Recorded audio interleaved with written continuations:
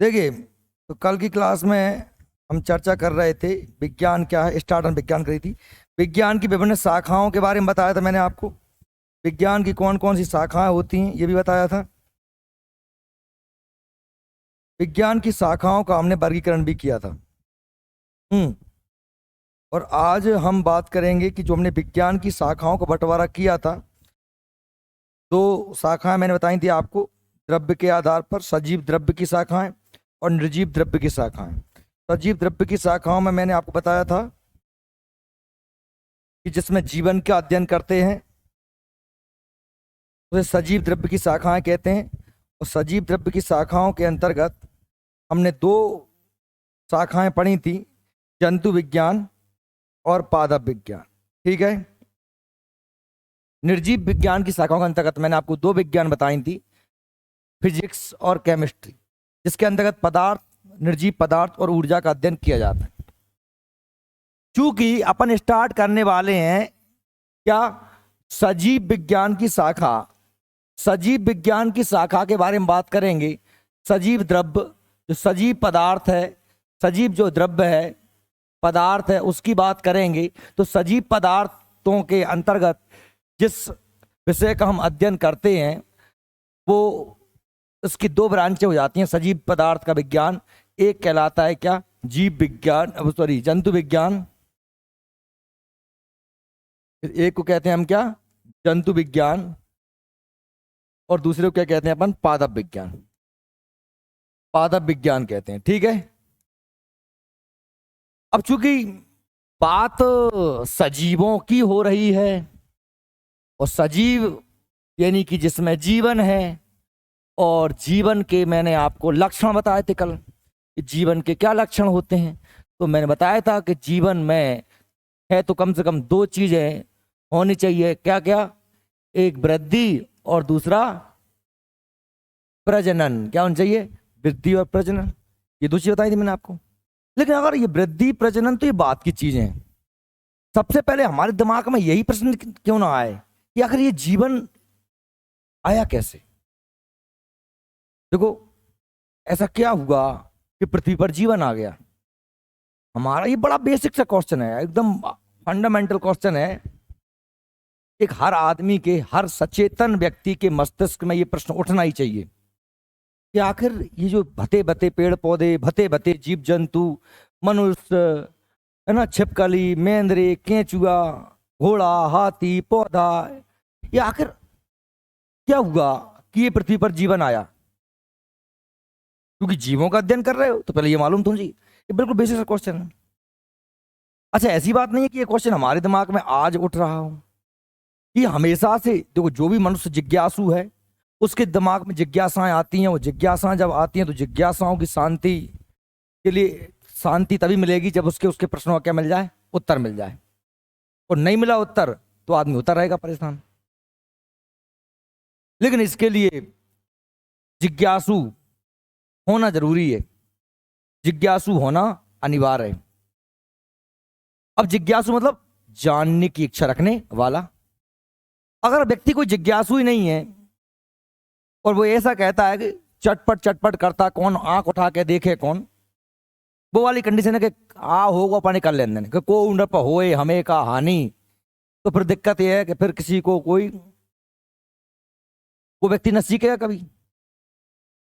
जानने के लिए, सीखने के लिए आपके अंदर जानने की इच्छा, जिज्ञासा होनी चाहिए।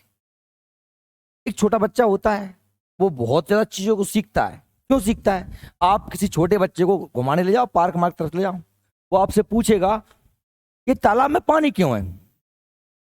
ऐसे ऐसे प्रश्न पूछता है कि चंदा चंदा ऊपर क्यों उगता है, पूछेगा। उसके दिमाग में है प्रश्न, पूछता है।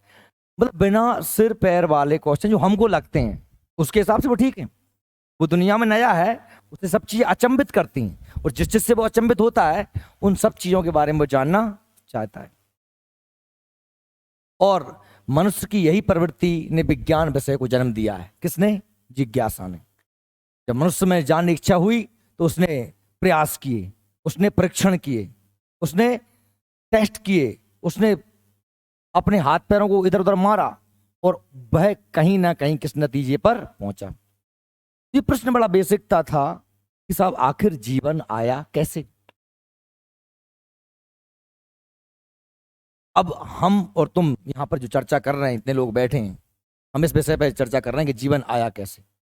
पढ़ने की तो हम बात की बात करते हैं। आज इस समय इस उम्र में आप लोग किस नतीजे पर पहुंचे हो, आप लोगों ने क्या सोचा, आप लोग क्या समझते हो, आपका आपका जो लेवल है वो क्या बताता है आपको। यही प्रश्न है सिंपल सा कि जीवन आया कैसे। कोई अपना जवाब देना चाहेगा तो मैं सुनूं, बताओ। आपका मन जो बिल्कुल ऑथेंटिक आपको समझ में आता हो कि आखिर पृथ्वी पर जीवन कैसे आया। क्या आप अभी तक इसके बारे में क्या जानते हो? कोई बताने वाला है? कुछ कह रहा है? बिना बिना भय के बात रखो, अपन चर्चा कर रहे हैं तभी सीख पाओगे। मैं तो अगर केस चल रहा हूं, देखो एक तरफा कार्रवाई होता है तो बा में कहा कि प्रवचन से उल्लखते हैं, मैं महाराज जी और तुम मेरे भक्त, साधु जी सीताराम, वो हो जाए वो कार्यक्रम, वो नहीं। आप से मैं पूछ रहा हूं, हमारा दो तरफा कार्यक्रम चलना चाहिए। बताओ कोई है क्या ऐसा कि सब सबरी ऐसे ढोर होगी का? अच्छी बता पाओगे? अरे बिल्कुल जो आपको लगता है। मैं जरूरी नहीं कह रहा हूं, मैं किताब की बात पूछ रहा हूं। सुनो पहले मेरी बात सुनो, सोचो समझो। मैं किताब की बात नहीं पूछ रहा हूं, मैं आपके जीवन की व्यक्तिगत बात कर रहा हूं, अपने स्वयं के अनुभवों की बात कर रहा हूं।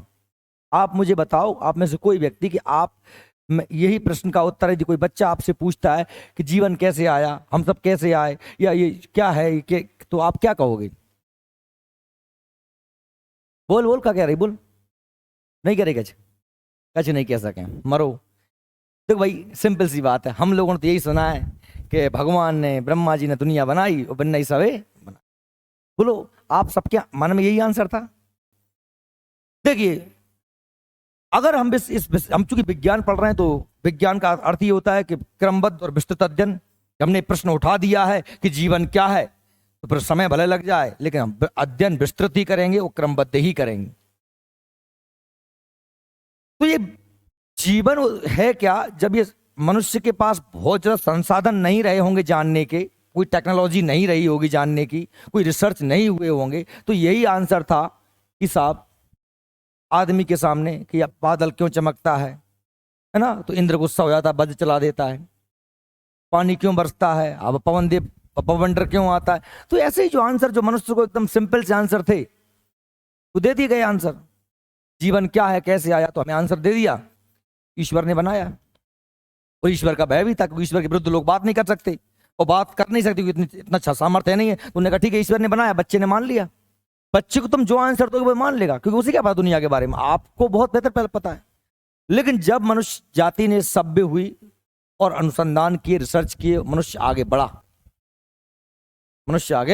बढ़ा, तो मनुष्य ने चीजों को जो है खोजना, अनुसंधान करना, रिसर्च करना, ये सब स्टार्ट कर दिया। और जीवन की उत्पत्ति के संबंध में कि जीवन इस दुनिया में कैसे आया, अनेक थ्योरियां दी गई।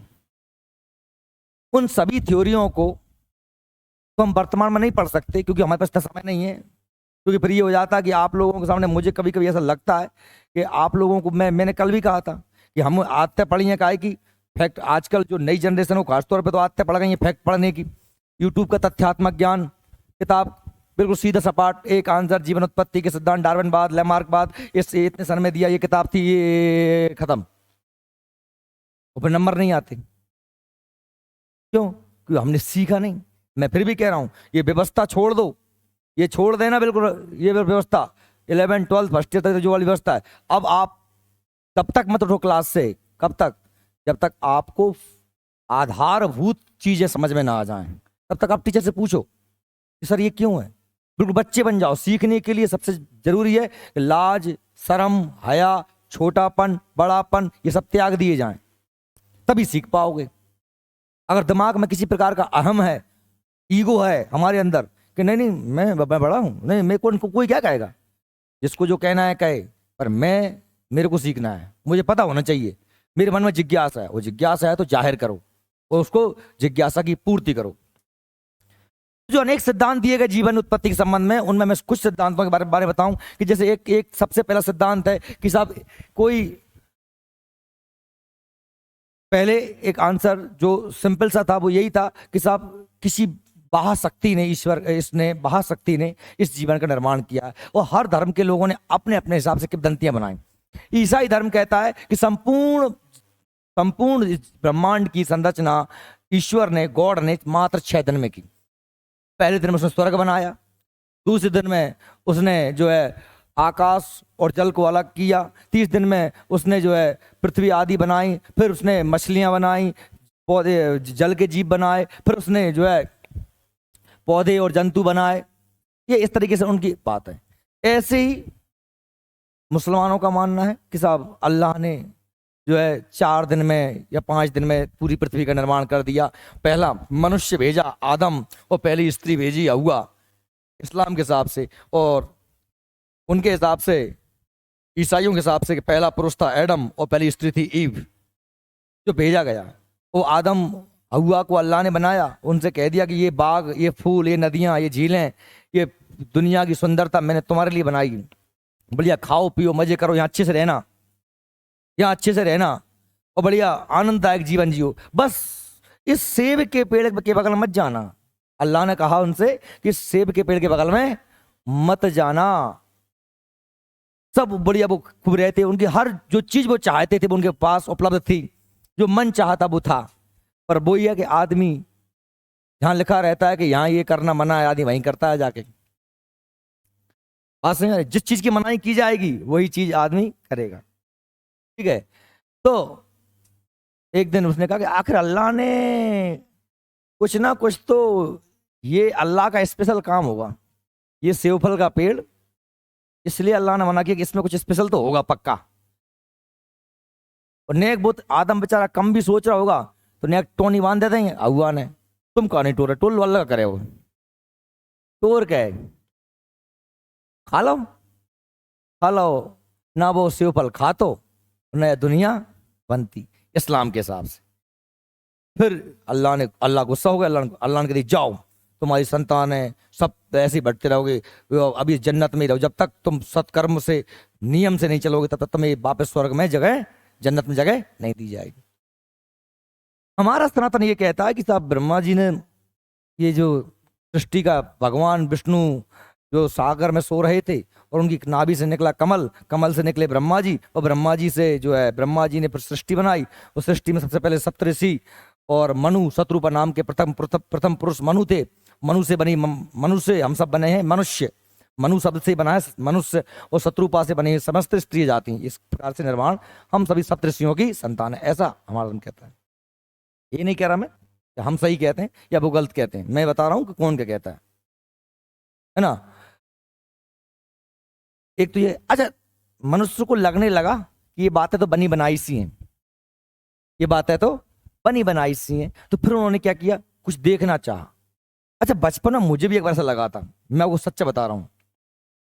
मैं छोटा था और हम दुकाधाई खेल रहे थे, दुकाधाई। तो मैं एक, हमारे मतलब बगीचा था, एक पुराना सा घर था, उस गैरेज में जाके मैं एक कोनिया में बैठ गया। तो आपने देखा वो गुल्ला, देखा है गुल्ला, जान दो गुल्ला उचकता गुल्ला। तो वो गुल्ला मैं बैठो तो बांट रहा हूँ तो बहुत सो घास। तो मुझे ऐसा लगा, आज भी मैं मतलब मेरी धुंधली धुंधली याद है कि वो घास से अपने आप गुल्ला बन रहा था।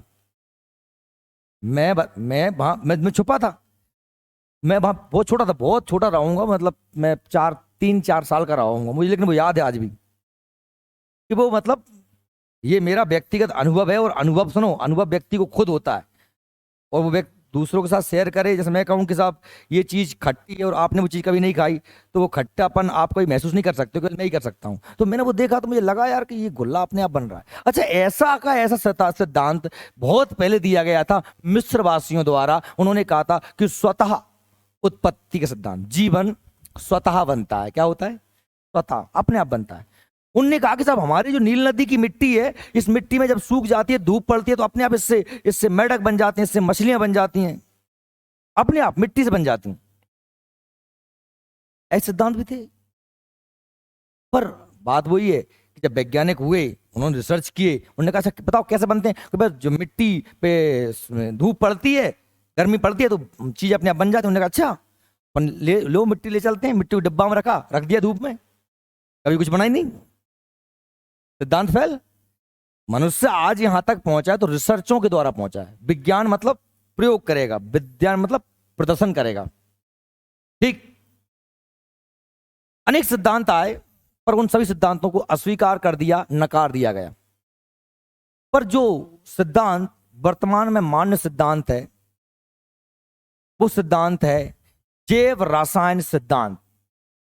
कि ये जो प्रक्रिया हुई है ये स्वतः नहीं हुई है। इस प्रक्रिया में देखिए जीवन की उत्पत्ति के संबंध में प्रमुख कल्पनाएं की गई थी। विशिष्ट सृष्टिवाद मतलब क्या है? विशिष्ट से मतलब किसी विशिष्ट ईश्वर ने, किसी ने बनाई। ब्रह्मांडवाद के ब्रह्मांड बनता है, नष्ट हो जाता है। आजीवाद, जीवोत्पत्ति, आजीवाद अजीबों से क्या बन जाती है? सजीव बन जाता है। अजीब मिट्टी से, पत्थर से, इनसे बन जाते हैं। आकस्मिक उत्पत्तिवाद, अचानक ही दुनिया पे जीवन आ गया, है ना। प्रकृतिवाद, नेचर ने बनाया है। अपोरेंट सिद्धांत, ये है अपोरेंट का जीवन उत्पत्ति का सिद्धांत। ये बप्पा आपको दिख रहे हैं, ये बप्पा का नाम है AI अपोरेंट। इन्होंने ये सिद्धांत दिया जो वर्तमान में सर्वमान्य। अपोरेंट का जीव रसायन उद्भव सर्वमान्य। कौन सिद्धांत है? जीव रसायन उद्भव। इस पे हम बढ़िया, चूंकि अब देखो हम विज्ञान में पहुंच रहे हैं तो विज्ञान में हम बिल्कुल थोड़े तार्किक और तथ्यात्मक और साक्ष्यों के साथ बात करेंगे, तो हम चीज़ों में डीपली जाते जाएंगे। लेकिन अभी आपको विज्ञान की क्लास कम लग रही होगी, थोड़ी सी क्लास आपको इतिहास या समाज विज्ञान या भूगोल टाइप की, थोड़ी सी जिनमें बहुत बड़े लेक्चर हो सकते हैं वो क्लास लग रही है, क्योंकि शुरुआत है। शुरुआत मैंने क्या कहा, थोड़ा सा व्यवस्थित देखेंगे। चूंकि अपने पर ये वीडियो डरेंगे यूट्यूब पे तो लोगों ने लगे भी कि नहीं ज्ञान का लेवल थोड़ा अच्छा है, बाकी समझते फैक्ट पढ़ा चलो जाओ तो कोई दिक्कत नहीं है। इसमें थोड़ा सा व्यवस्थित बता दूं आप। देखिए आप लोगों की जानकारी के लिए बता दूं कि आज से लगभग 4.5 अरब साल पहले पृथ्वी बनी। कितने साल पहले? 4.5 अरब साल। 4.5 अरब साल पहले पृथ्वी बनी। और ये पृथ्वी कैसे बनी, ये सारी जो बातचीत है ये विषय यहाँ का नहीं है, ये भूगोल का है, ज्योग्राफी का। और ये मैंने, अगर आप लोगों ने, किसी ने मेरी ज्योग्राफी क्लास ली है तो मैंने ये सिस्टम आपको बहुत बेहतरीन ढंग समझाया था, है ना। कि लैप्लास की थ्योरी थी, एकल न्याहारी का सिद्धांत था, है ना। एक हाइड्रोजन का बड़ा बादल सिकुड़ता हुआ चला गया था, केंद्रीय भाग से सूर्य बना था, आसपास के मटेरियल से पृथ्वी समस्त सभी उसके ग्रह बने थे। और पृथ्वी की उत्पत्ति के संबंध में भी अनेक थ्योरियां प्रचलित हैं, अनेक सिद्धांत दिए गए, जिनमें सर्वमान्य थ्योरी लैप्लास का एकल न्याहारी का थ्योरी थी। ठीक है, वो बात की बात है, वो वहां देखते हैं।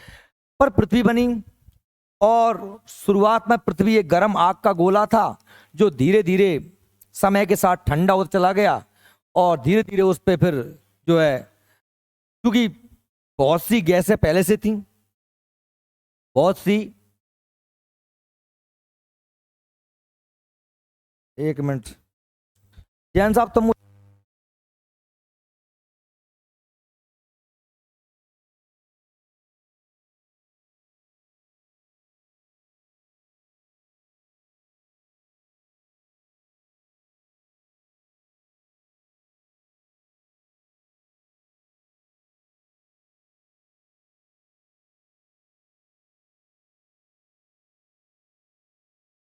सुनो।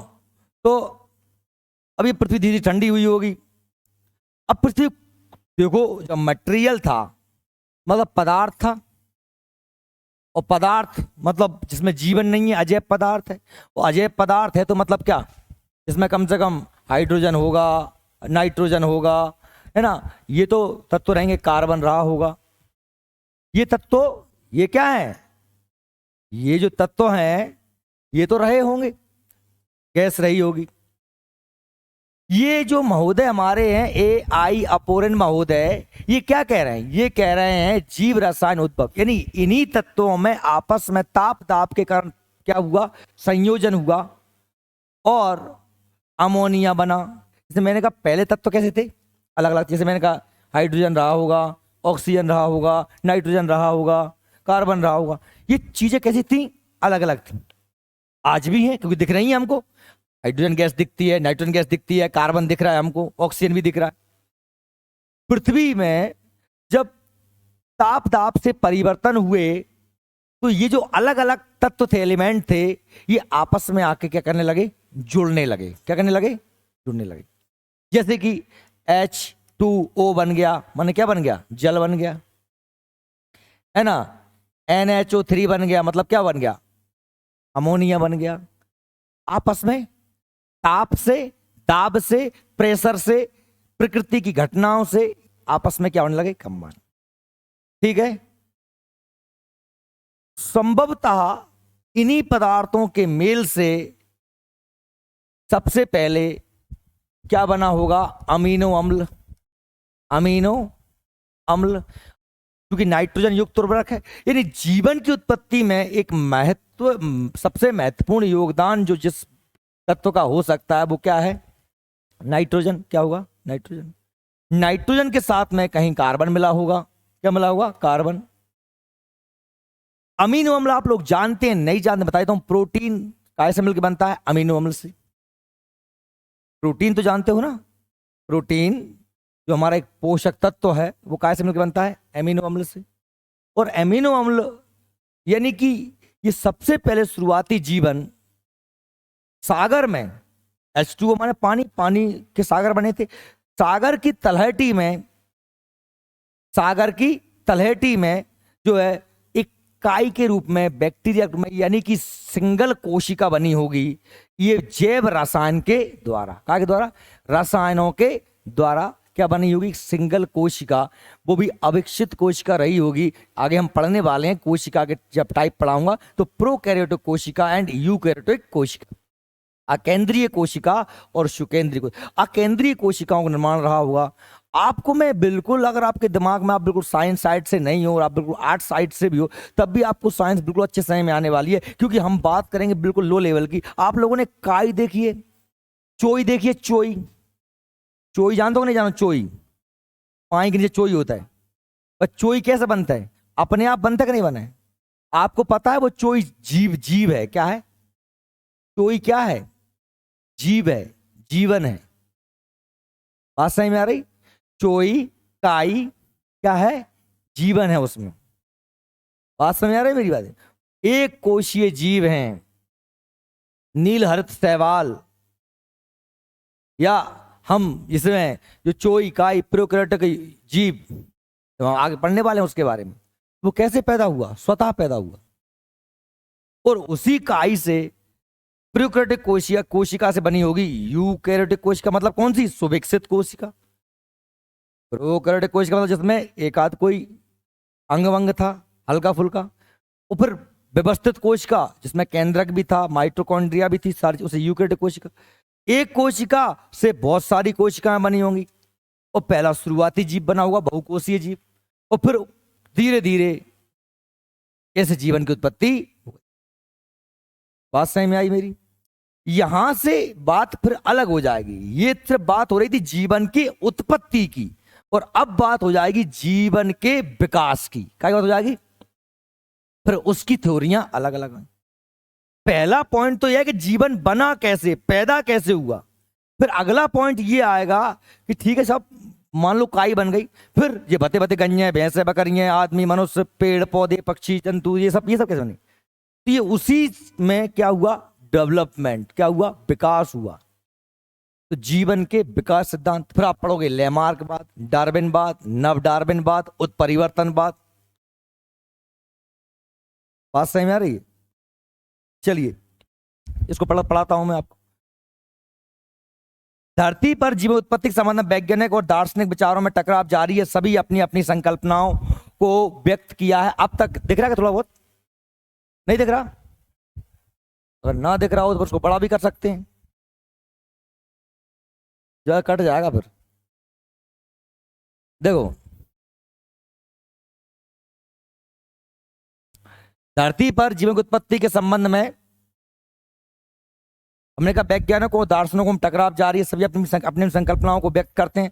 अब तक की सभी कल्पनाओं में AI ओपेरन द्वारा दिया गया सिद्धांत सर्वमान्य है, जो सन 1924 में जीवन उत्पत्ति नामक पुस्तक में नामक पुस्तक में रूसी वैज्ञानिक ने विस्तृत परिचर्चा की। ये कहाँ के थे भैया? ये रूस के थे। कहाँ के थे? रूस के। इन्होंने एक किताब लिखी, इस किताब का नाम क्या है? इसकी किताब का नाम क्या है? जीवन की उत्पत्ति। क्या है? जीवन की उत्पत्ति। ठीक। जीवन उत्पत्ति अचानक रासायनिक प्रक्रिया में फलस्वरूप हुई, ऐसा मानना है किसका? ओपेरन का। क्या हुआ? रासायनिक प्रक्रिया है। कैसी है? एक रासायनिक प्रक्रिया है। सर्वप्रथम पृथ्वी पर उत्पत्ति अंतरिक्ष की ज्वलनशील व घुलनशील गैसों से हुई। आरंभ में पृथ्वी के वातावरण में गैसीय अवस्था में बहुत सारे तत्वों के अलावा हाइड्रोजन, ऑक्सीजन, कार्बन, फास्फोरस आदि स्वतंत्र रूप में परमाणु मौजूद थे। मैंने जो कहा था ना, शुरू से थे, स्वतंत्र रूप से मौजूद थे। स्वतंत्र मतलब अलग अलग। इतने जो कार्बन है वो, जो हाइड्रोजन है वो, जो नाइट्रोजन है वो, जो ऑक्सीजन है वो, और फिर जी आपस में कब बन गए? मिल गए। कब बन गए? यौगिक। क्या बन गए? यौगिक। जैसे कि H2O क्या है? जल। जल क्या है? एक यौगिक है। जल क्या है? CO2 क्या है? एक यौगिक है। दो या दो से एक तत्वों को मिला दो, क्या बन जाता है? यौगिक बन जाता है। क्या बन जाता है? यौगिक। ठीक है। अभिक्रिया के फलस्वरूप जल, H2O, अमोनिया, NH3 इत्यादि यौगिकों का क्या हुआ? निर्माण हुआ। बात है सही में। धरती का तापमान कम होने के साथ अणुओं के परस्पर आकर्षण व प्रतिक्रिया के फलस्वरूप कार्बनिक यांत्रिकों का निर्माण हुआ, जैसे कि अमीनो एसिड। अमीनो एसिड मतलब बता दें, अमीनो अम्ल, मीथेन, CH4। तापमान में परिवर्तन होने से ये चीजें बनने लगी, और यहां से ये इन्हें क्या बोलते हैं? हम इन्हें बोलते हैं कार्बनिक पदार्थ, जिनमें क्या होता है? कार्बन होता है। जैसे मैंने कहा अमीनो एसिड में भी क्या है? कार्बन है। CH4 में भी क्या है? कार्बन है। दुनिया में दो ही प्रकार के तत्व पाए जाते हैं, कार्बनिक यौगिक और या फिर अकार्बनिक। दो ही प्रकार के यौगिक पाए जाते हैं, जिनमें एक में कार्बन होता है। तो केमिस्ट्री पढ़ते हैं तो हम पढ़ते हैं कौन सी? कार्बनिक रसायन, अकार्बनिक रसायन। ठीक है। कार्बनिक यौगिकों की इकाइयों में परस्पर संयोजन की जटिल कार्बनिक यौगिकों के बहुलक बनाए, यानी आपस में बहुलक मतलब हो सकते हैं बहुत सारे कण। बहुलक जैसे प्लास्टिक क्या होता है? बहुलक। जैसे कि सुक्रोज क्या होता है? बहुलक। बहुलक माने क्या होता है? एक लक माने एक कण, और बहुत सारे कण जुड़ जाए तो बहुलक। लक माने एक कण। ठीक है। तो कार्बनिकों के क्या बन गए? बहुलक बन गए आपस में जुड़ करके। इस प्रकार शर्कराओं के अणुओं से मंड, शर्करा मतलब जैसे मैंने कहा ग्लूकोज और या फिर अकार्बनिक, दो ही प्रकार के यौगिक पाए जाते हैं, जिनमें एक में कार्बन होता है। तो केमिस्ट्री पढ़ते हैं तो हम पढ़ते हैं कौन सी? कार्बनिक रसायन, अकार्बनिक रसायन। ठीक है। कार्बनिक यौगिकों की इकाइयों में परस्पर संयोजन की जटिल कार्बनिक यौगिकों के बहुलक बनाए, यानी आपस में बहुलक मतलब हो सकते हैं बहुत सारे कण। बहुलक जैसे प्लास्टिक क्या होता है? बहुलक। जैसे कि सुक्रोज क्या होता है? बहुलक। बहुलक माने क्या होता है? एक लक माने एक कण, वो बहुत सारे कण जुड़ जाए तो बहुलक। लक माने एक कण। ठीक है। तो कार्बनिकों के क्या बन गए? बहुलक बन गए आपस में जुड़ करके। इस प्रकार शर्कराओं के अणुओं से मंड, शर्करा मतलब जैसे मैंने कहा ग्लूकोज, माल्टोज, फ्रक्टोज, है ना, सुक्रोज, ग्लाइकोजन, सेलुलोज। सेलुलोज पेड़ों के तने पे कौन सा? ये सेलुलोज, ग्लाइकोजन, माल्टोज, सुक्रोज, ये सब क्या है? ये सभी कार्बोहाइड्रेट हैं। क्या है? सभी कार्बोहाइड्रेट, जिनमें क्या है? कार्बन है, हाइड्रोजन है और ऑक्सीजन है। C2C6H12O6 का सूत्र बताओ आप लोगों को, दिखा दें यूट्यूब। देखो क्या कह रहा हूं मैं, जैसे C6H12O6 मान क्या होता है? ग्लूकोज। ये क्या का सूत्र है? ग्लूकोज सूत्र है। कंपाउंड बन गया ना एक प्रकार का, ये मिल के तो इसे ग्लाइकोजन, सेलुलोज जैसे क्या बने? पॉलीसैकेराइड बने। Monosaccharide, disaccharide, polysaccharide. जानते हो ना? नहीं जानते तो आगे पढ़ लेंगे। बहुत सारी कार्बन है ना, जैसे कि काइटिन है, सेलुलोज है, ये सब क्या होते हैं? ये क्या होते हैं? पॉलीसैकेराइड होते हैं। और बसीय अम्लों और ग्लिसरॉलों के अणुओं के से बसा का निर्माण हुआ, और फिर प्रोटीन इनमें प्रोटीन न्यूक्लिक अम्ल की प्रतिक्रिया से न्यूक्लियन प्रोटीन्स बने। इसके बाद झिल्ली रूपी कोशिका जीव का निर्माण हुआ। ये कोशिका जीव नीले हरे शैवाल जैसे थे। नीले हरे शैवाल मतलब क्या है? चोई। क्या है? चोई, काय के द्वारा प्रकाशन क्रिया से वायुमंडल युक्त ऑक्सीजन ने मीथेन एवं अमोनिया को कार्बन डाइऑक्साइड, नाइट्रोजन और जल में विघटित किया। अतः वायुमंडल का संयोजन वहीं से हो गया जो आजकल है। सभी ऑक्सीजनों का उत्पाद प्रकाश संश्लेषण वाले जीव ही करते हैं। सभी प्रकार के ऑक्सीजन कौन पैदा करते हैं? प्रकाश संश्लेषण वाले जीव, जिनमें क्या पाया जाता है? क्लोरोफिल पाया जाता है। क्या पाया जाता है? क्लोरो। इन्होंने वायु, इस ब्रह्मांड में क्या आगे धीरे धीरे ऑक्सीजन आने लगी। इस प्रकार पृथ्वी पर पादपों का क्या हो गया? पौधों का क्या हो गया? जन्म हो गया। चूंकि पृथ्वी पर जीवन का उद्भव एक जटिल रासायनिक अभिक्रिया के फलस्वरूप शुरू हुआ है, जटिल मतलब बहुत ही कठिन रासायनिक अभिक्रिया थी, अतः इसे रासायनिक संश्लेषण का सिद्धांत भी कहा जाता। इस तरीके से धीरे अब उसमें से काई बनी, काई से एक कोशीय जीव, फिर मछलियां बनी होंगी, क्या है ना, मछलियों से फिर मगर बने होंगे, मगर रिंग रिंग के जमीन पे आ गए होंगे, तो मगर मछलियां के लिए पानी में रहती हैं, पानी से फिर मगर, मगर कछुआ पानी और जमीन दोनों पे रह सकते हैं, उभयचर हो गए। फिर धीरे धीरे मगर ने कुछ दिनों बाद जाना ही छोड़ दिया होगा पानी, अब मैं यहीं रहूंगा, तो फिर वो क्या बन गया होगा? मगर से ही बन गए। फिर क्या घोड़े बने, छिपकली बनी, डायनासोर बने होंगे वही से, मगर से बड़ो हो गए। और फिर उसी से धीरे धीरे क्या है, जब ये सभी रेप्टाइल थे, जो मगर, जिस हमने कहा साहब घोड़ो है, सांप है ना, ये सब क्या है? ये रेप्टाइल हैं, जो रैंग के चल, हिंदी में सरीसृप कहते हैं, जो घिसट चलते हैं, गिलहरी है, गोए है, सब रेप्टाइल बने। रेप्टाइल से ही फिर क्या होने लगे? धीरे धीरे इनमें रीढ़ की हड्डी बनने लगी, कशेरुकी हो गए। क्या हो गए? कशेरुकी, इनकी रीढ़ की हड्डी आई, और फिर धीरे धीरे उन्हीं में से विभिन्न प्रकार के जीव जंतु पैदा होने लगे, और वो अपने बच्चों को क्या पिलाने लगे? दूध पिलाने लगे। तो क्या बन गए वो? मैमल्स। क्या? स्तनधारी। क्या बन गए? जंतु स्तनधारी, स्तनधारी बने। उनमें पहले छोटे छोटे स्तनधारी बने, जैसे कि चूहा बना, या उससे थोड़ा सा फिर बंदर बना, और फिर बंदरों से धीरे धीरे क्या बने होंगे? मनुष्य। इस पूरी प्रक्रिया में मनुष्य, आज से मनुष्य की शुरुआती जो पूर्वज हैं वो 2.5-3 लाख साल पहले इस पृथ्वी पर आए। इस पूरे चरण में 2.5-3 लाख साल पहले ही मनुष्य आया है, और हम इसे इतने समय में ही इसे अपने बाप की बापोती समझते हैं कि हमारी है केवल पृथ्वी। न कछुआ की है, न खरगोश की है, न मछली की है, न हाथी की है, न शेर की है, किसी की नहीं है, ये हमारी है। हम जो चाहेंगे वही हो, हम वही कर रहे हैं। मेरी क्लास है थोड़ी इसलिए लंबी हो जाती। अब वो जीवन जब बन गया तो फिर लोगों ने ये कहा ठीक है, हम आपकी बात मान लेते हैं कि जैव रासायनिक प्रक्रिया हुई, अनेक प्रकार के सरल अणु आपस में मिलकर संयोजन किया, जटिल अणु बने, है ना, अमोनिया, ऑक्सीजन, मीथेन, पीथेन, सब ये सब बनते बनते बनते बनते भाई जीवन पैदा हो गया। पर वो जीवन में इतना परिवर्तन कैसे हुआ? फिर विभिन्न प्रजातियां कैसे बनी? इसके लिए जीवन के उद्भव और विकास के सिद्धांत दिए गए, जिन्हें पहला सिद्धांत किसका आता है? लेमार्क। किसका आता है? लेमार्क, जिसे हम लेमार्क बात कहते हैं। क्या कहते हैं? लेमार्क बात। सन 1809 में फ्रांसीसी जीव वैज्ञानिक जीन बैप्टिस्ट लेमार्क ने विकास के संबंध मतों का प्रतिपादन किया कि विकास कैसे हुआ, जिनका उल्लेख उनकी किताब फिलॉसफी जियोलॉजिक, ये किसी किताब है लेमार्क, ये उन्होंने बताया उसमें मैं किया। और लेमार्क बात के मत को उपार्जित लक्षणों की वंशागति नाम से भी जाना जाता है। लेमार्क के सिद्धांत का अध्ययन 3 भागों में किया जाता है। उपार्जित लक्षणों की वंशागति का सिद्धांत भी कहते हैं। उपार्जित माने क्या? तो देखो, यदि आपकी भाषा कमजोर है, यदि आपको शब्दों का ही ज्ञान नहीं है, तो फिर आप बहुत अच्छे ढंग से पढ़ पाओ, यह संभव नहीं है।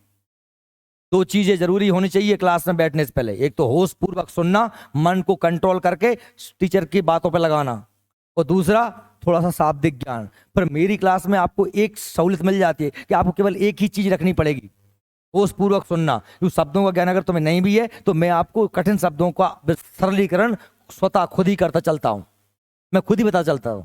उपार्जित मतलब होता है प्राप्त करना, वंशानुगत मतलब क्या? तो अनुवांशिक मतलब पेट में से आओ सीख के, वे लक्षण जो माता पिता से हमें प्राप्त हो जाते हैं, है ना। जैसे भाई मेरा शरीर बढ़ेगा, मैं काला हूं, गोरा हूं, है ना, ये सब कौन से लक्षण है? ये वंशा, ये अनुवांश लक्षण है। लेकिन मैंने अच्छो क्रिकेट खेल वो सीख लाओ, ये मेरा उपार्जित है। मैं पैदा हुआ हूं, मेरे 2 हाथ हैं, नाक है, दो आंखें हैं, कान हैं, ये कैसे हैं? ये वंशानुगत हैं, ये मेरे माँ बाप से नहीं प्राप्त हुए। लेकिन मैंने जिम जा जाकर कर्री बॉडी बना ली, ये क्या है? उपार्जित है। मेरे 5 नौंगनियां आई थी ये क्या है, अनुवांशिक है। और 2 मैंने काट दें, 2 3 बची, ये क्या है, उपार्जित। आ रही के बाद सेम तो हम प्राप्त कर लें। इसने प्रयोग किया काय पे, जिराफ पे। ये इसने बताया कि जिराफ की गर्दन लंबी कैसे हो गई, कि पहले नहीं थी, अफ्रीका के जंगलों में घास सूख गया, जिराफ जो है खाने लगा क्या, ऊपर गर्दन करके पेड़ों के पत्ते, तो धीरे धीरे धीरे धीरे अगली पीढ़ियों में क्या हुआ, जिराफ की गर्दन लंबी होती चली गई। पर अगर ऐसा होता कि जो मैंने प्राप्त कर लिया वो गुण मेरे संतानों में भी जाएंगे, तो आप सोच लो कि सचिन का बेटा बहुत बड़ा क्रिकेटर होता, अमिताभ बच्चन जैसे महानायक के अभिषेक बच्चन पैदा ना होता क्या, नहीं होता। तो कहीं ना कहीं इस मत का खंडन तो किया गया है। चलिए हम बात करते आगे। वातावरण का सीधा प्रभाव, ये तो ठीक है भाई, वातावरण का प्रभाव पड़ता है। सभी जीवों वातावरण के अनुसार कुछ लक्षण आते हैं जो उनकी रचना तथा स्वभाव में अंतर कर देते। क्या कह रहे हैं, बेसिक क्वेश्चन को मत भूलना। पहले ये क्या है, ये हम पढ़ कह रहे हैं कि भाई ठीक है, जीवन समुद्र से पैदा हुआ था, विभिन्न प्रकार की कैटेगरियों में जीवन आया, लेकिन ऐसा क्या हुआ कि जीवन के जो कितने बदलाव हुए, ये बदलावों के बारे में बता रहे हैं, विकास के बारे में बता रहे हैं। अलग अलग जीव क्यों हो गए, उन्होंने कहा साहब अलग अलग लोगों में, मौसम में, वातावरण में लोग रहते हैं, इसलिए अलग अलग प्रकार के हो जाते हैं, अलग अलग प्रकार के जीव हो गए। मैं आपको बताऊं, एक हमरे रहते की छिपकली और एक तुम पहुंच जाओ रेगिस्तान छिपकली में, अंतर होगा कि नहीं होगा। हम मनुष्य कह रहे हैं, हम मनुष्य इंडिया के हैं, वो तुम चले जाओ अफ्रीका में, केन्या में, बिल्कुल करिया मिलेंगे तुम्हें, जिनके केवल दांत चमकेंगे, बड्डी मूड़ के, मोटे मोटे ओंटन के। वो चीन चले जाओ तो नेक से मिर्चा मिलेंगे, नहीं मिलेंगे। ये क्या का प्रभाव है, जलवायु का, वातावरण का प्रभाव। रेगिस्तान में सांप अलग प्रकार के पाए जाएंगे, समुद्र के सांप अलग होंगे, हमारे इधर के सांप अलग होंगे कि नहीं होंगे। ठीक है, ये बात मान लेते हैं। अंगों की उपयोगिता और अनुपयोगिता, ये भी ठीक है, ये भी हमें समझ में। अगर आप किसी अंग का ज्यादा उपयोग कर रहे हो तो वो अंग में विकास होगा, जिसका उपयोग नहीं कर रहे हो उसका विकास नहीं होगा। ये कौन कह रहा है, लेमार्क कह रहा है। हम जब 4 पैरों से चलते थे, जब हम क्या थे, बंदर थे, तो वैसे मान लो अब हम 4 पैर चल रहे हैं और जहां के मक्खी बैठ गई, तो हम जिनसे चल रहे हैं, मक्खी का भगा है, तो हमारे पास क्या थी, पूंछ, हम उसको भगा देते थे पूंछ से, मक्खी को, मच्छरों को। पर धीरे धीरे हमने खड़े हो गए और हम अब चलने के लिए केवल 2 पैरों का उपयोग करने लगे, तो हमारे दोनों हाथ क्या हो गए, फ्री हो गए। ये मानव जीवन की जंतुओं से, पशुओं से, जंतुओं से जब मनुष्य की ओर की जो यात्रा है ना, उसमें एक बड़ा टर्निंग पॉइंट है हमारे विकास में, हमारे 2 हाथों का फ्री हो जाना। अन्य जानवरों के पास हाथ फ्री नहीं है, हमारे पास 2 हमने हाथ फ्री कर लिए, तो हमारे बहुत से काम, पैरों का काम केवल चलना, और इनसे हम बहुत सारे काम करने लगे। अच्छा, जब मक्खी हम जहां बैठिए तो हम जहीं भगा दे, तुरंत भगा देते ऐसे। तो अब जब पूंछ का हो गई बिल्कुल फ्री, अनुपयोगी हो गई, तो ये धीरे धीरे क्या हो गई, विलुप्त हो गई। आई बात है। ये कौन कह रहा है, मैं नहीं कह रहा हूं, लेमार्क कह रहा है। कौन कह रहा है, लेमार्क कह रहा है। पर लेमार्क की बातों को सरल भाषा में मैं आपको बता रहा हूं, ठीक है। तो भाई लेमार्क ने ये कह दिया। इसके बाद हम बात करें, इसके बाद तो जो अंग ज्यादा उपयोगी होगा उसका विकास होगा, जिसका कम उपयोग होगा। या और उदाहरण दूं तो जैसे हमारे ये रोम है, बाल हैं, ये पहले जब हम जानवर रहे होंगे तो आप यदि किसी रीछ को देखो, बंदर को देखो, कुत्ता को देखो, उनके शरीर पे कितने बाल हैं। हम इतने चिकने गोरे कैसे हैं, और हम तो इनको लगे ही हैं, ज्यादा और दिक्कत दिखा तो वैक्स करवा के पटवा देते हैं, नहीं तो आवश्यकता नहीं। अरे शर्ट पहन लाई, कोट पहन लो, पैंट पहन लाई, शरीर की सुरक्षा के लिए बाल थे, सर्दी से, गर्मी से बचाव के लिए बाल थे, धूप से बचाव के लिए बाल थे। अब तुम कवर्ड हो तो उनका कोई उपयोग ही नहीं बचा, तो स्वतः ही क्या हो गए, कम हो गए। ठीक, तो सभी जीवों में शारीरिक बनावट उनकी आवश्यकता अनुसार निर्धारित होती है, जैसा जरूरत है वैसे उनकी शरीर होता है। जैसे ऊंट के पैर अब गद्देदार हैं, घोड़े के पैर नहीं गद्देदार। अब तुम घोड़े को दौड़ाओ रेत में, वो नहीं दौड़ पाएगा। लेकिन ऊंट दौड़ जाएगा काय में, रेत में, क्योंकि वो वहां रहता है, इसलिए वो वहां के लायक हो गया। जब कभी वातावरण में किसी अंग का प्रयोग अधिक होता है तो वह अधिक विकसित हो जाता है। इसी तरह प्रयोग में न आने वाले अंग कम विकसित होकर अंत में लुप्त हो जाते हैं तथा कभी कभी शरीर के अवशेषी अंग के रूप में उपस्थित रह जाते हैं। हमारी पूंछ का अवशेषी अंग अभी भी हमारे शरीर में हमको पता आता है। हमारी रीढ़ की हड्डी के बिल्कुल लास्ट में पूंछ का अभी भी अवशेषी अंग है। हमारी पेट में आंत है, आंत में अभी भी हमारा अवशेषी अंग है। ठीक है, हमारे शरीर में ऐसे बहुत से अवशेषी अंग हैं जो धीरे धीरे क्या हो गए हैं, समाप्त हो गए। ये हम आगे जब शरीर विज्ञान पढ़ेंगे ना, तब आपको शरीर में इनके बारे में डिटेल से बताएंगे कौन कौन से अवशेषी अंग। अपेंडिक्स आंत कुछ भी होता है। उपार्जित गुणों की वंशानुगति, ये इनका पॉइंट फेल हो गया। यदि कोई पीढ़ी लक्षणों को क्या करती है, प्राप्त करती है, और उसके वे गुण अगली पीढ़ी में जाएंगे। मैंने बॉडी बना ली तो मेरे मोड़ा हुआ बॉडी बिल्डर पैदा हुए हो। इसका उदाहरण उन्होंने कहा से दिया था, जिराफ से। कहा से दिया, जिराफ से। कि जिराफ की गर्दन पहले छोटी हुआ करती थी घोड़े की जैसी, पर उसने बाद जब अफ्रीका के जंगलों के घास सूख गए, उसने पेड़ों के पत्ते खाना शुरू कर दिया, धीरे गर्दन पर जोर पड़ा और धीरे गर्दन लंबी हो चली गई और गर्दन उसकी बहुत लंबी हो गई। ऐसा कौन कह रहा है, लेमार्क। लेकिन बाद में आप देखोगे ना, प्रयोग करेंगे, डार्विन ने उस चूहों पर प्रयोग किए। उसने काम किया, 2 चूहे पकड़े, दोनों चूहों की क्या काट दी, पूंछ काट दी। एक चौंकरो है तो एक चौखैया है थी। ठीक है, चौखैया की पूंछ काट दी और चौंकरे को भी पूंछ काट दी।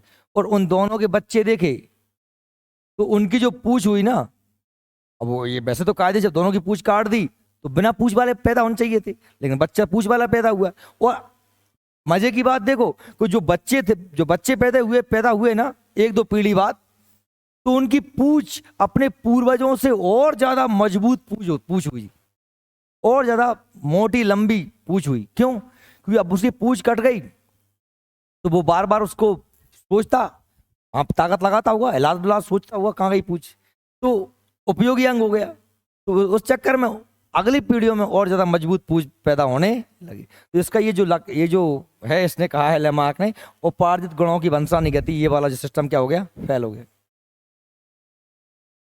बैठो, इंतजार करो, अबे मैं पढ़ा रहा हूँ। हाँ, हो जाना टाइम, कोई दिक्कत नहीं, मैं लेट हो गया थोड़ा सा आज।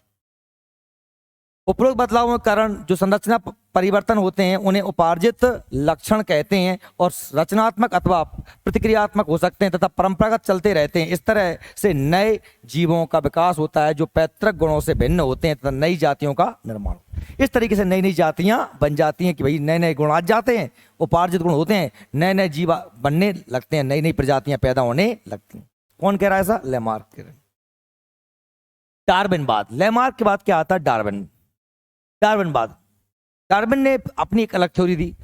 चार्ल्स डार्विन 1809 से 1882 में ने अपनी पुस्तक कौन सी है, origin of species, origin of species, ठीक है, इसने विभिन्न प्रकार की जो जीवों की प्रजाति हैं उसको बताएं। मैं प्राकृतिक वर्ण का सिद्धांत प्रस्तुत किया। इनका बहुत शानदार सिद्धांत, इनका सिद्धांत बहुत ही ज्यादा शानदार है। प्रकृति वर्ण करती है, प्रकृति हर पल इस प्रकृति में परिवर्तन, ध्यान सुनना, चेंजेस होता है। कभी बहुत ज्यादा वर्षा हो जाती है, कभी तूफान, कभी आंधियां, जलवायु, कभी हिमयुग था, पूरी पृथ्वी काश ढकी हुई थी बर्फ से, कभी पूरी पृथ्वी सागर में डूब गई थी, कभी तापमान बहुत बढ़ गया था, कभी गर्म आग। ये प्रकृति का नियम है परिवर्तन, और जो परिवर्तन के जो जीव अपने आप को परिवर्तन के अनुसार ढाल लेगा वही जीव इस दुनिया में जिंदा रहेगा। जो जितना संघर्ष कर लेगा वही जीव इस दुनिया में, इस पृथ्वी पर जिंदा रहेगा। अन्य सभी जीव जो संघर्ष नहीं कर पाएंगे वो नष्ट हो जाएंगे। तो प्रकृति में होने वाले बदलावों के हिसाब से फिर नई नई प्रजातियां। ऊंट ने अपने आप को चेंज कर लिया रेगिस्तान के हिसाब से, वो 30 दिन तक बिना पानी पी रह सकता है, उसका पैर गद्देदार हो गया, वो नहीं करता तो मर जाता। अरे तुम और हम क्या चीज हैं? डायनासोर ने अपने आप को चेंज नहीं किया, वो पूरी की पूरी प्रजाति विलुप्त हो गई। आज आप देखिए गिद्ध नहीं बचा पाए। इंडोसल्फान 35 ऐसी दवाई जो हम खाद में खेत में डालते थे, वो खेत से उगी फसल को ढोर खाते थे, वो गैया मर जाती थी, वो गैया को खाता था गिद्ध चील। अभी आपको दिखते हैं कि कहीं बचे क्या? विलुप्त हो गए। तो प्रकृति में जो परिवर्तन है उसके साथ में अपने आप को जो बदल लेता है, प्रकृति क्या करती है? चयन करती है।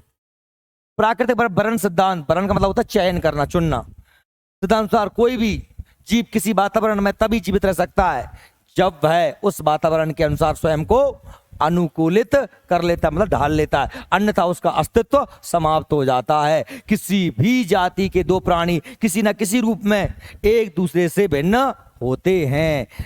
उपयोगी भिन्नताओं से प्राणी स्वयं को वातावरण के प्रति अनुकूल होते हैं। अलग अलग उपयोगिता के हिसाब से अलग अलग माहौल में ढल जाते हैं लोग। अब आप कहो कि साहब जो गोरखा लोग हैं, मनुष्य की बात कर रहा हूं मैं, तो आप कभी जाना वैष्णो देवी, हिमालय, केदारनाथ जाना? हम लोग खुद अकेले चढ़ रहे हैं और हार जाते हैं। वो इतनी बड़ी पीछे पिट्ठू, जानते हो पिट्ठू? पिट्ठू जानते हो क्या? एक आदमी पीछे पलकिए टांग लेता है, उस पे आपको बैठा के चढ़ जाता है पहाड़ों पर। कभी देख लेना, गूगल पर सर्च कर लेना पिट्ठू, ठीक है? बड़ी भारी भरकम मोटे मोटे आदमी बैठा के चढ़ जाता है गोरखा, ठीक है? भोजन अथवा आवास की सीमित मात्रा के कारण इस दुनिया में सब कुछ सीमित है, नौकरियां भी सीमित हैं, इसलिए तुम संघर्ष कर रहे हो। जो संघर्ष करेगा वही, उसी का अस्तित्व बचेगा, उसी को जॉब मिल पाए। भोजन भी सीमित है प्रकृति में, आवास का स्थान भी सीमित है, और हर चीज, हर जाति को, हर जीव को क्या चाहिए? भोजन चाहिए, आवास चाहिए। और इस भोजन और आवास के लिए क्या चल होता है? निरंतर संघर्ष होता है। जो संघर्ष में विजयी होता है वही इसमें जीवित रह पाता है, ठीक? क्या कह रहा है कि भोजन तथा आवास की सीमित मात्रा के कारण जीवों में संघर्ष होता है, और डार्विन के अनुसार सामर्थ्यवान जीव जो ताकतवर की ही संघर्ष में सफल होते हैं और वही शेष बच पाते हैं, ठीक? ये किसका था? इसका क्या था? नव डार्विनवाद। नव डार्विनवाद में कुछ चीजें थोड़ी सी अलग थी। नव डार्विनवाद क्या कह रहा है कि इस सिद्धांत के अनुसार जीन में परिवर्तन के फलस्वरूप विभिन्न भिन्नताएं प्रकट होती हैं, इन्हीं के कारण नए जीवों का अस्तित्व प्रकट होता है। जीन में होने वाले परिवर्तन को हम उत्परिवर्तन कहते हैं। क्या है भैया? ये क्या है? अभी हम आगे पढ़ने वाले, हम कोशिका को पढ़ेंगे, कोशिका के भीतर हम केंद्रक को पढ़ेंगे, और केंद्रक के भीतर हम अपने क्रोमोसोम को पढ़ेंगे, और क्रोमोसोम पर जो है इस तरीके से क्रोमोसोम जो पाए जाते हैं उस पर क्या होते हैं? उस पर छोटे छोटे क्या होते हैं? जीन्स होते हैं। क्या होते हैं? जीन्स। क्या पाए जाते हैं ऐसे कण? जीन्स। इन्हें जीन कहते हैं। और ये जीन होते हैं ना, ये जीन्स ही होते हैं आपके लक्ष्य। आप में आपका रंग कैसा होगा, त्वचा कैसी होगी, आप कितने ताकतवर होगे, कितने कमजोर होगे, कितने बुद्धिमान होगे, हर चीज की जरूरी उत्तरदायी कौन है? जीन्स।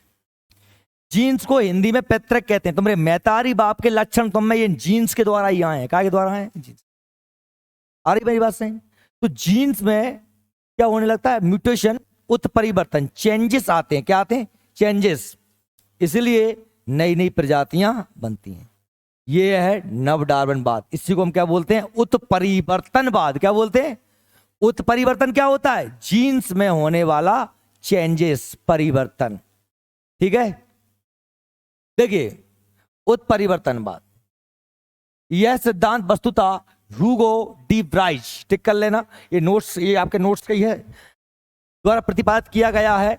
इस सिद्धांत के प्रमुख तथ्य यह हैं: नई जीव जातियों की उत्पत्ति लक्षणों में छोटी छोटी एवं स्थिर भिन्नताओं के प्राकृतिक चयन द्वारा पीढ़ी दर पीढ़ी संचय एवं क्रमिक विकास के फलस्वरूप नहीं होती, बल्कि यह उत्परिवर्तनों के फलस्वरूप होती। आपको पता है ये कौन कह रहा था कि प्रकृति के चयन करती है, उसके हिसाब से नई नई है मोड़ी बता नहीं करना पड़ता का ब्याल। मैं समझा रहा हूं, बता रही आपस में। जब डार्विन ने कही थी कि प्रकृति चयन करती है, लोग अपने आप को माहौल के हिसाब डालते हैं, और जीव अपने आप को माहौल के हिसाब से डालते हैं, और नए नए जीवों की उत्पत्ति होती। ये कौन कह रहा था? ये डार्विन कह रहा था। लेकिन नव डार्विन क्या कह रहा है कि नहीं, ऐसे नहीं होती। कैसे होती है? जीन्स में चेंजेस आते हैं, उसके हिसाब से नई नई जातियां। और ये उत्परिवर्तनवाद किसने दिया था? ह्यूगो डी ब्राइज द्वारा दिया गया है। लास्ट, इस प्रकार उत्पन्न जाति का प्रथम सदस्य उत्परिवर्तक कहलाता है। जो चेंज होके जो आता है तो पहली जो जाति कहलाती है उत्परिवर्तक कहलाता है। और यह उत्परिवर्तक लक्षण के लिए शुद्ध नस्ल का होता है। उत्परिवर्तन अनिश्चित होते हैं, यानी चेंजेस कोई फिक्स नहीं होता, क्या होगा कुछ भी चेंजेस हो जाता है। ये किसी एक अंग विशेष में अथवा अनेक अंगों में एक साथ उत्पन्न हो सकता है। तुम्हारी अकेली नाक बड्डी हो जाए, तुम हाथी बन जाओ, कान बड्डे हो जाए, हो सकता है 2 हाथ पैर बड़े हो जाएं, मतलब वो जो भी हो जाए, आपकी त्वचा का रंग बदल जाए, आपकी त्वचा खुरदरी हो जाए, वो जीन्स में जो परिवर्तन हो जाए, आप क्या हो जाओ, ठीक है। सभी जीव जातियों में उत्परिवर्तन की प्राकृतिक प्रवृत्ति होती है। प्रकृति में, नेचर में ही है कि हर जीव के जीन्स में धीरे धीरे क्या होता रहता है, परिवर्तन होता रहता है। होंगो डिवराज कह रहे हैं उत्परिवर्तनवाद, म्यूटेशन, है ना। जाति के विभिन्न सदस्यों में उत्परिवर्तन भिन्न भिन्न हो सकता है। एक ही जाति के अलग अलग सदस्यों में, मनुष्यों में तो मनुष्यों में भी उत्परिवर्तन अलग अलग हो सकता है। उपरोक्त परिवर्तनों के फलस्वरूप अचानक ऐसे जीवधारी उत्पन्न हो सकते हैं जो जनक से इतने अधिक भिन्न हो कि उन्हें एक नई जाति माना जा सके। हो सकता है इतना ज्यादा परिवर्तन हो जाए कि जो जनक जिससे वो पैदा हुए थे, किसी न किसी से पैदा हुए होंगे, लेकिन उनके जीन्स में इतना परिवर्तन हो गया कि वो एक अलग ही जाति के रूप में जाने लगे। बात सही में आ रही? जीवन पैदा कैसे हुआ, जीवन का विकास कैसे हुआ, विभिन्न प्रकार की प्रजातियां कैसे बन गई, ये हमने वैज्ञानिक आधार पर बात की। और थोड़ी सी आपको मैंने, देखिए मात्र 7 पेज पढ़ाए मैंने, यहां पर 7 स्लाइड हैं, लेकिन आपके नोट्स का केवल एक ही पेज है। ये आपके नोट्स में दिया है, ये उत्परिवर्तन, ये थोड़ा एक पेज आगे से दिया है बस। कल अब जब हम जीवन पे बात कर ली हमने, बात मत करू करे, सुनू करे, यहाँ 20-12 लग तो अगर हमने जीवन कैसे पैदा हुआ, अब जब बात होगी ना, अब आती है। देखो मैं आपसे फिर भी कह दूं, अगर आप ये सोच के बैठे हो कि आपको सिर्फ आपको यदि फैक्ट वाइज पढ़ना है तो फिर मैं नोट्स से सीधे पढ़ा दूंगा फैक्ट वाइज, एक एक लाइन। और आपको यदि सीख नहीं है, क्योंकि आजकल पेपर आने लगे सीखने वाले, पेपर में नंबर उन्हीं लोगों के आ रहे हैं जिन लोगों ने सीख के गए हैं। तो फिर आप बैठो, सब्र करो, आज है ना। हम कल से थोड़ा टाइम की सोचेंगे क्योंकि अभी काम वाम चल रहा था, पानी वानी दिक्कत दे रहा था, ठीक है। अपन कल मिलते हैं। और सुनो, कल के लिए आपका मैं फिर आज तो कुछ होमवर्क है नहीं, आज तो कोई होमवर्क है नहीं, ये तो बस सिंपल सी बात है, पढ़ना है, समझने वाली चीज़ ज़्यादा थी। होमवर्क आपका कल का ही है, PDF में भी डाल दे रहा हूँ ग्रुप में, जो नहीं है ग्रुप में वो जुड़ जाना भैया, मैं PDF डाल दूंगा ग्रुप में।